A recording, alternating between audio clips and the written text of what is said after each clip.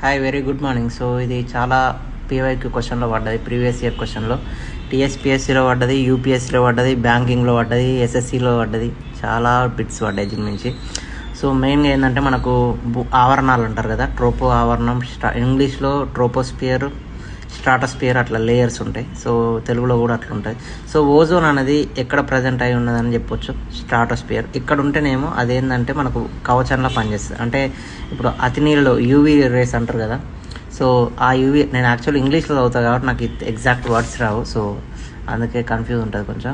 So స్ట్రాటోస్పియర్లో ఉన్నటువంటి ఈ UV rays అనేది ఆపుతుంది అనమాట ఓజోన్ పొర. ఓకే, అదే పొర ఇప్పుడు ట్రోపోస్పియర్లో కనుక వచ్చిందనుకో, ట్రోపోస్పియర్లో ఏమవుతుందంటే మీకు ఈ ట్రోపోస్పియర్లో ఈ ఓజోన్ ఎందుకు ఏర్పడుతుంది అనేది మెయిన్గా గుర్తుపెట్టుకోవాలి. మనం ఇప్పుడు గ్రీన్ హౌస్ గ్యాసెస్ ఉంటాయి కదా, ఏదైతే ఉన్నాయో మనకు కార్బనాలు, అది వాహనాల నుంచి వస్తాయి, ఫ్యాక్టరీల నుంచి వస్తాయి, మన ఇండస్ట్రియల్ ఏరియాస్ నుంచి వస్తాయి.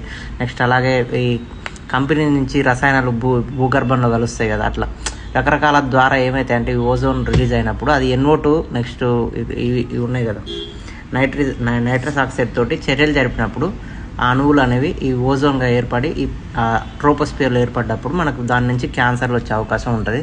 సో ఇదంతా దానికి సంబంధించిన ఇన్ఫర్మేషన్ నేను మీకు షార్ట్గా అయిపోయిన యాక్చువల్లీ ఆర్టికల్ పోస్ట్ చేస్తున్నా, దయచేసి జాగ్రత్తగా చదవండి.